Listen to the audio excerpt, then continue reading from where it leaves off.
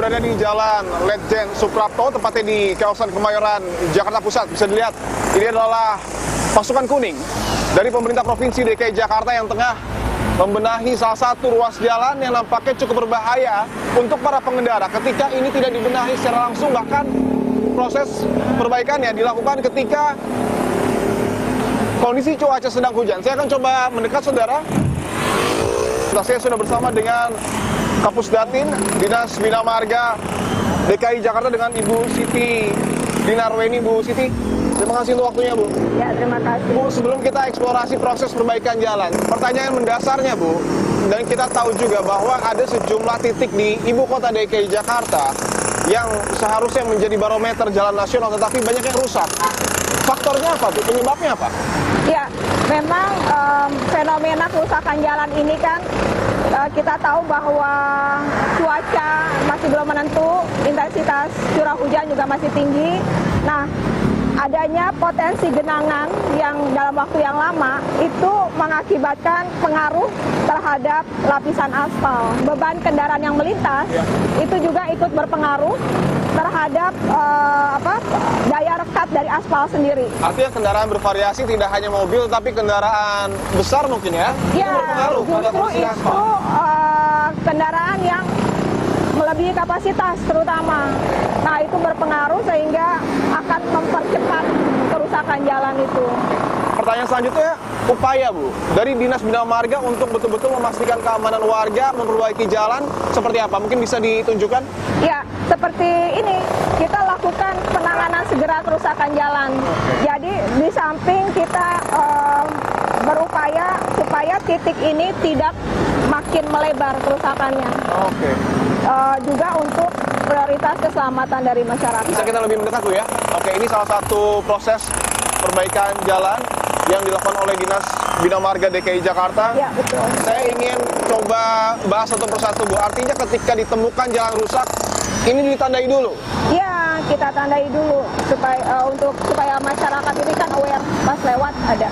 Oh, artinya tanda ini juga diberfungsikan agar masyarakat tidak melintasi jalur ini? Ya. Oke. Setelah itu, Bu? Setelah itu kita persiapan untuk perbaikannya. Perbaikannya? Persiapan, kita siapkan materialnya, kemudian kita lakukan penanganan segera. Dan ini dilakukan oleh pasukan kuning ya? Ya, betul. Oke. Oleh pasukan. Jumlah pasukan kuning, Bu, yang sempat disinggung oleh Gubernur, jumlahnya kurang. Ini menjadi kendala?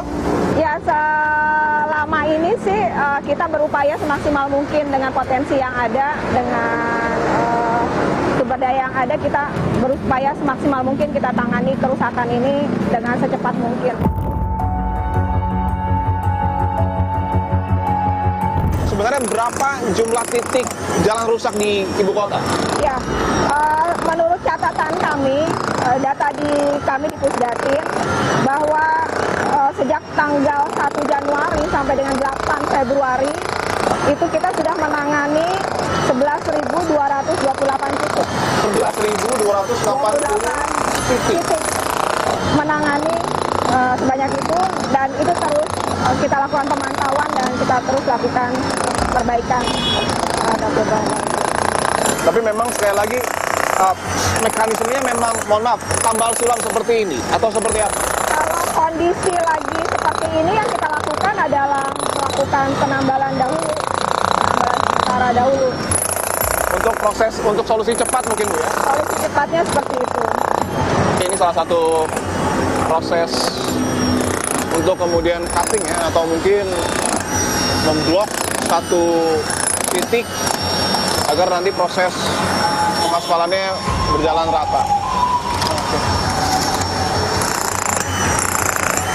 Ketika cuaca hujan tetapi jalan harus tetap dibenahi, itu menjadi tantangan juga. Iya, jelas. Tapi kan yang utama itu adalah keselamatan masyarakat. Itu yang utama banget. Ya, walaupun kondisi cuaca hujan, rintik begini, kita nunggu reda ya, hujan reda, baru kita lakukan penanganan.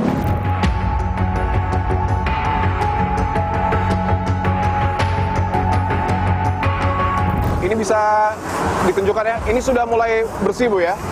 Oke. Tapi memang ini air-air ini tidak boleh ada sama sekali. Harusnya dikeringin. Nanti ini dikeringin ya, Pak ya.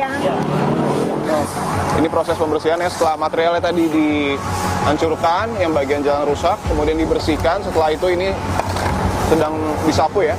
Dan ini dipastikan lubang yang ada kubangan ini tidak boleh basah. Kemarin saya sempat melihat Bu, bahwa di daerah Penjaringan dan mungkin di sejumlah titik lain, begitu banyak jalan rusak, begitu banyak proyek yang berada di tengah jalan. Apa yang kemudian akan dilakukan Dinas Marga Bu untuk betul-betul memastikan bahwa proyek-proyek ini juga tidak akan mempengaruhi kualitas jalan yang dilalui oleh masyarakat? Ya, tentunya kami meminta kepada pihak-pihak yang memiliki kegiatan di badan jalan, ketika pekerjaan itu sudah selesai ya harus mengembalikan ke kondisi semula jalan tersebut sesuai dengan spek teknis yang dikeluarkan oleh Dinas Bina Marga.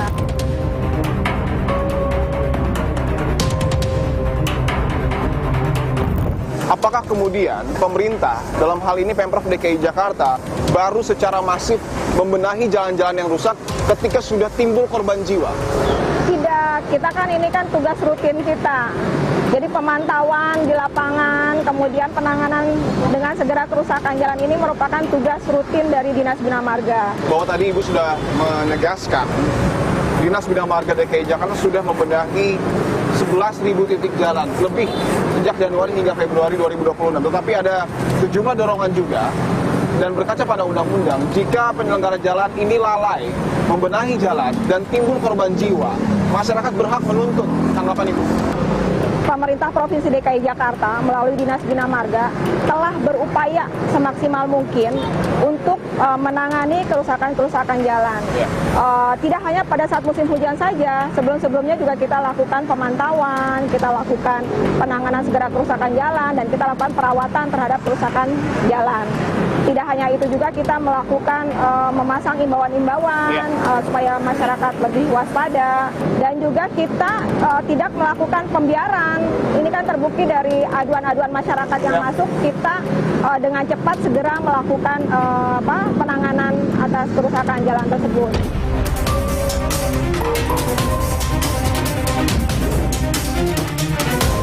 Bila jalan itu tidak memberikan rasa selamat, mereka punya hak untuk menuntut